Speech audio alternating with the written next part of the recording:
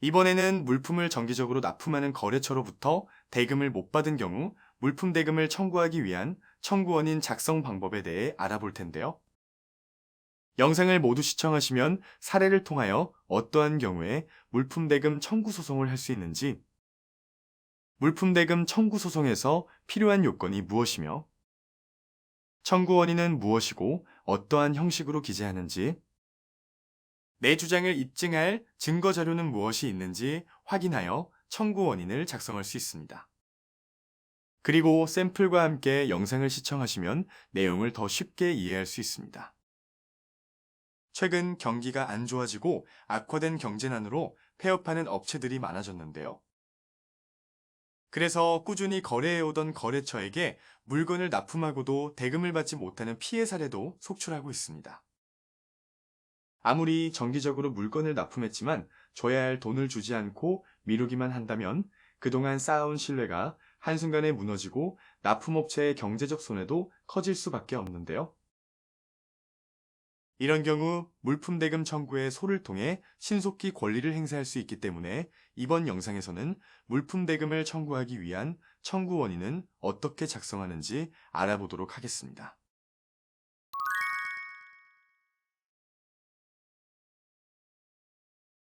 원모 씨는 2010년부터 서울 동대문 소재 의류 공장 여러 곳에 원단을 납품해오고 있었는데요.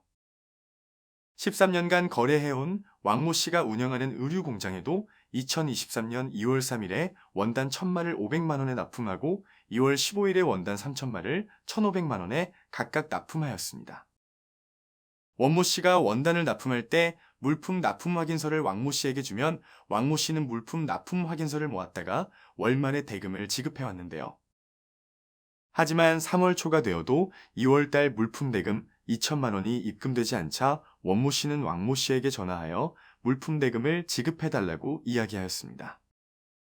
그러자 왕모 씨는 지금 공장 사정이 좋지 않아 다음 달에 대금을 한 번에 지급하겠다고 약속하며 원단 5천마를 추가로 주문했습니다. 10년 넘게 거래해온 거래처이기에 원모 씨는 왕모 씨의 말을 믿고 2023년 3월 10일에 원단 5천마를 2,500만 원에 납품했습니다. 하지만 왕모 씨는 다음 달에도 공장 사정이 좋지 않다며 물품 대금 지급을 차일피일 미루더니 결국 원모 씨와 연락을 두절하였고 왕모 씨를 믿고 대금 기일을 연장해준 원모 씨는 운영하고 있는 회사에 경제적 손실을 입게 되었습니다. 다른 거래처에서 소송을 하면 자신과의 거래를 끊을 것이 두려워 소송을 망설였던 원모 씨는 결국 상황이 너무 어려워져 물품 대금 청구 소송을 통해 미수금 4,500만 원을 청구하려고 합니다.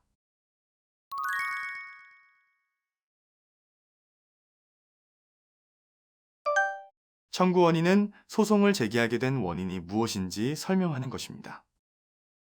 즉, 요건 사실을 잘 설명하여 법률 관계가 발생하게 된 사실관계에 대해 기재하는데요.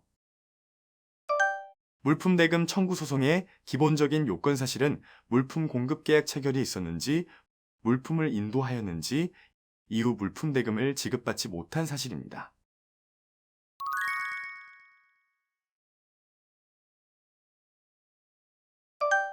청구 원인은 앞서 설명한 요건 사실을 주장하면서 나의 주장을 뒷받침할 수 있는 입증 자료도 함께 제출해야 하므로 나에게 발생한 상황에서 어떠한 증거가 있는지 확인하고 그 증거를 기반으로 청구 원인을 작성해야 합니다.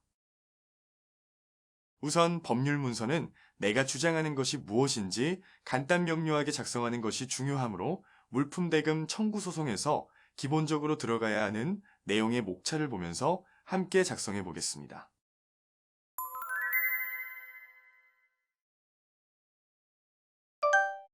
가장 먼저 청구 원인을 작성할 때에는 소를 제기하는 사람을 원고, 소송을 당하는 사람을 피고로 명칭을 구분합니다. 당사자들의 관계는 사건의 배경을 파악하기 위한 항목으로 원고와 피고가 각각 어떤 일을 하는지 간단하게 밝히고 물품 공급 계약을 체결한 사이임을 설명합니다. 이 사건의 발생 경위는 물품 공급 계약을 체결한 사실, 물품을 인도한 사실, 그리고 물품 대금을 지급받지 못한 사실을 순서대로 설명합니다. 가장 먼저 13년 전 피고의 제안으로 물품 공급 계약을 체결한 사실을 설명하는데요. 계약 체결 사실을 알리기 위해서 계약서를 함께 제출하는 것이 좋지만 이번 사례와 같이 계약서가 없다면 거래장부와 세금계산서 발행 내역을 제출하여 원고와 피고가 13년간 꾸준히 거래해온 사실을 입증합니다.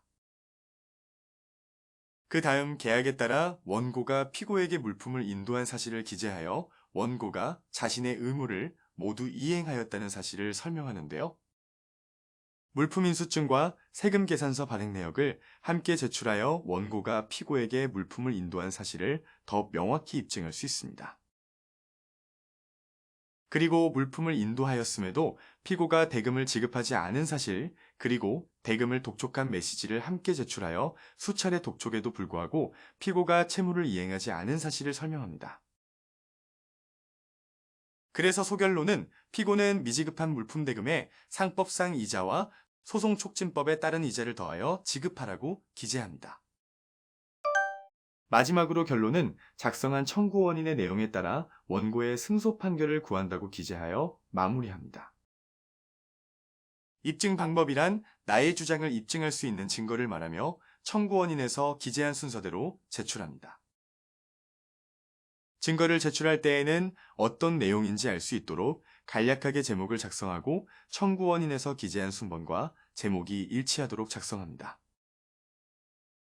그리고 모두 작성한 소장은 피고의 주소지 관할 법원에 접수하는 것이 원칙입니다.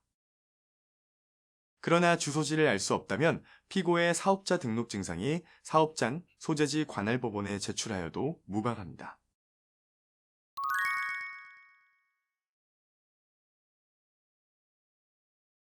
이번 영상에서는 상대방에게 물품 대금을 지급받기 위한 청구 원인 작성 방법을 살펴보았는데요. 청구 원인은 나의 주장을 한 번에 파악할 수 있도록 목차를 작성하고 목차에 따라 요건 사실을 설명하는 것이 중요합니다. 그래서 이번 사례는 원고와 피고가 물품 공급 계약을 체결한 사실, 피고에게 물품을 인도했으나 피고가 대금을 지급하지 않은 사실을 입증하는 것이 핵심입니다. 그럼 여러분들도 첨부된 양식을 보고 상황에 맞게 청구 원인을 작성해 보세요.